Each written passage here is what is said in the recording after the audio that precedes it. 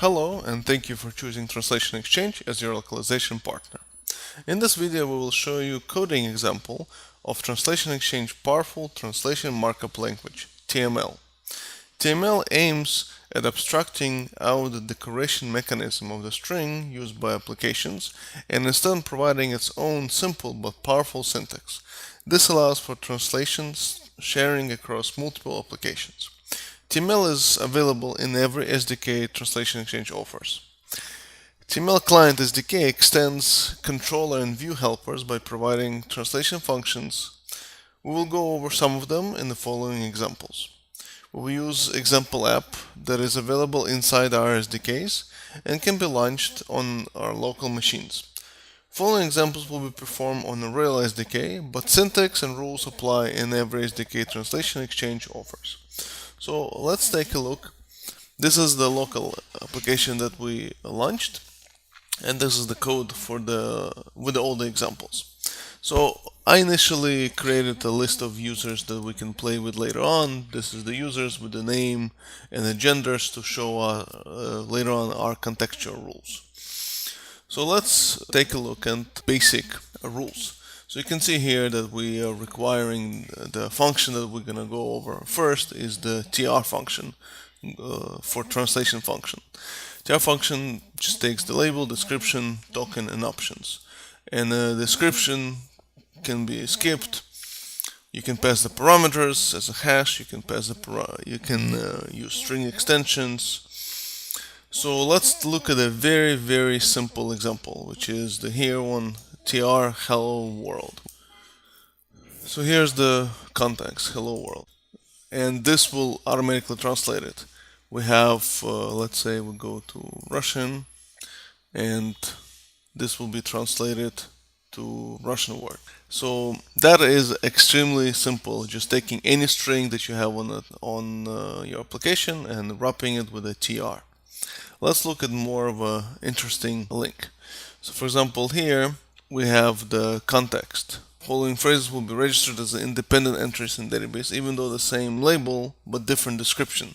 So if you put an invite link to invite your friends to join the site, or invite invitation you receive from your friends, this can be passed as a different context when you translate it and invite the translators to use that.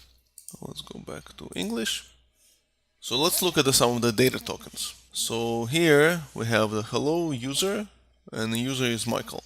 So the translation will be hello Michael. So I can change this, let's say, to my name, hello Leon, and run it, and it will be hello Leon. And if we go in Russian, it will just translate it. Let's say we can same to do this with the city, and here, as you can see, we put a label of the city to translate it as well. If I, for example, remove San Francisco from the TR, you will see that San Francisco will stay in English. Same thing, you can use links. So here we can see, please visit our, then the token to join our site. And registration can be a link to certain page, and that can be translated as well. The registration page link text will be translated differently based on the context where it appears. So you have to keep two parts together to make sure translations are accurate. You can even pass the object to substitute the value. For example, here we have the Michael as a user defined before. If I say Leon K, even though it goes from the user Michael, it will take it. Same way, you can just pass the name from the object that we defined before. Those are our objects that we defined. Okay, so let's continue into more interesting examples. Let's take into piped tokens. Pipe tokens are interesting is when you start saying you have certain amount of messages, and that will show you how you can make the pluralization much easier using the TML language. Then we take the token count, and with the piped you can say one is a message, others meaning multiple messages, and then you can pass the count. We went even farther with the TR function. You can just go as easy as you have count and then message, count number. That way our system will automatically say that if it's messages or message, and you can test it here. here, right here, this is the actual code. You have, let's say, 100, and it will change to 100 messages. Same thing in any other language, it will pick it up. Same goes for the user gender. So then I can use, for example, Anna. We specify Anna as a female, and here, as you can see, Anna updated her profile. If I'm gonna go ahead and add Michael, it will automatically change to Michael updated his profile. So this is pretty much a very simple way of wrapping the string with the user depending on the gender, and that will actually translate to other languages depending on this. Implied tokens. Implied tokens uses a single pipe since the value does not need to be displayed. User is Michael, so it's him. So it's a he likes this movie. And if I change this to Anna, she likes this movie. Okay, let's look more into interesting one, decoration tokens. Decoration tokens used to inject HTML styling into actual translations. In other libraries like iOS or Android, the tokens can be substituted with the native decoration framework. Here, the token value can be passed as lambdas as well. So let's see this. For example, hello, link world, and then we can add bold lambda value linked to the actual value. So here we'll say hello world, and world will be a link. We just didn't create a link, but that can be styled out as a link in one simple wrap of the text, and that will be translated as well. Let's look at more interesting ones. For example, here they can be defined as strings where $0 indicates a translated value being passed in. So hello bold world, and then the string that we are wrapping, and that's hello world, and world becomes in bold style. And you can set many other name parameters. You can say override. So default tokens can be also name providers, link and font, and you can add different styles to it. So for example, here, after you take tr link, click here to create new account, and the font is different and the link is different, and we'll look up on different decoration and we'll set the click here will be a link, and then create new account will be a larger size and a green color. Let's say we'll say red, and there it is. Click here to create new account. So here's you can see long notation of decoration token. So you can do it on one link, click here to view the section document, and link is just a link to docs. So here you can see click here to view a new section of document. And that one whole string will be translated as well. Decoration tokens can be nested, and they may contain data tokens as well. For example, you have link, count, messages, and a count is 10. So that will create, you have 10 messages, and 10 messages will become a link.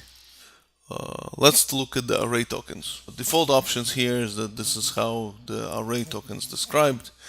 You can see user joined the site, and then multiple users with the names. You can set the expandable to true, you can collapsible to true or false, you can do a separator, you can say comma, you can say semicolon, so on. So we'll use the default options. Let's say tr user joined the site, and users Michael, Anna, and then it will become Michael and Anna joined the site. You can set a joiner, you set joiner, and if you change the joiner to Michael or Anna, you can have multiple users. If we say that limit is 4, then Michael, Anna, Jamie, Alex, and 3 others.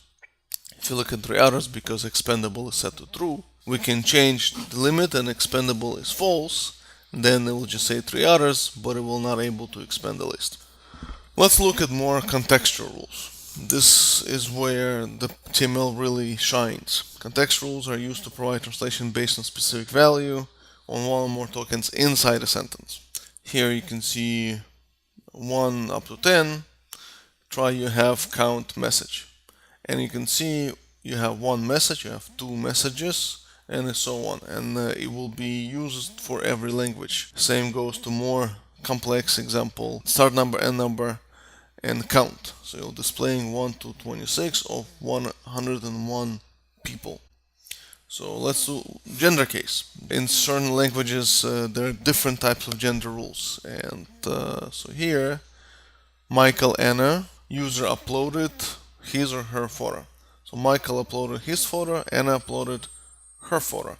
So dates, same thing. Dates are very important in localization world because each country, each language utilizes dates differently, different direction, different usage. So here we pass date today minus one date today plus one date, and we iterate through it. So user is celebrating his, her birthday today, and today will be just today. But then user celebrate his, her birthday on date. It will set Michael celebrate his birthday on that specific date. Lists are interesting. We can iterate through the list of users. And user likes like this post. So Michael likes this post, Anna likes this post, and then if we use multiple, Karen and Jenny like this post. We in our system have all those rules, and if you wrap with different with the tags and utilize those rules, it will apply to all the translations. I wanted to use some of the language cases. Let's look at some of the examples. Possessive is something utilized in many applications. This is Michael's post. How do you localize it? With our solution, it's very simple one-liner. This is user, and then we just say pause possessive case, and then we pass the user. Let's say we go Anna. This is Anna's post. So you can change users, you can pass it, and you can go into more of a complex list when you pass different users and iterate through them and using it depending on their name and even translate their name as well. So Michael updated Anna's profile, Michael updated Karen's and Jenny's profile. Thomas's, it will use correct notation, Jenny's and Peter's profile. Counters. Counters are important. You have already sent this message, count, and then how many times you send it. And it will just list it here in English. It doesn't really change, but in different languages this is important. Ordinals as well. We can just with one line change the ordinals, count, ord, and then this is your first warning, second warning, and so on. This is as simple as to utilize ordinals with our TML.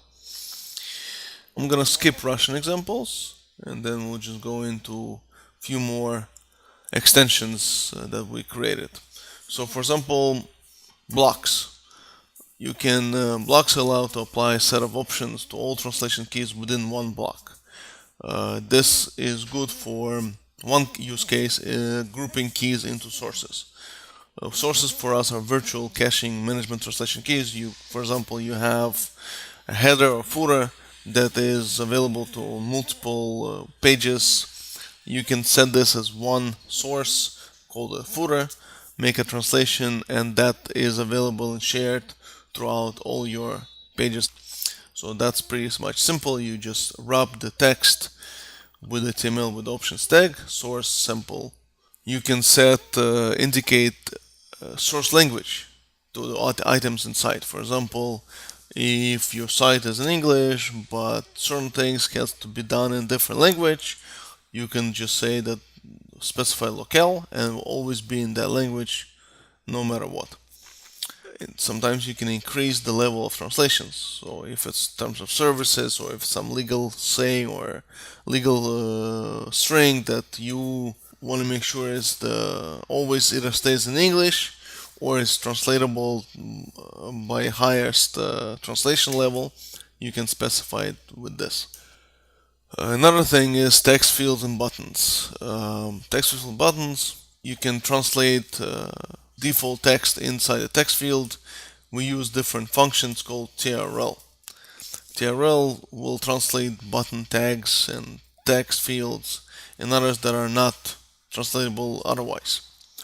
There's another text here that maybe it's not in this section. It's the TRH. TRH translates the whole section.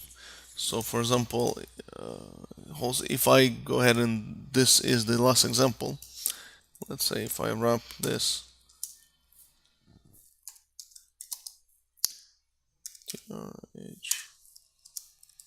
all this section, you really don't need the TR anymore, because it will wrap every string that it extracts within that code block and extract it into the system.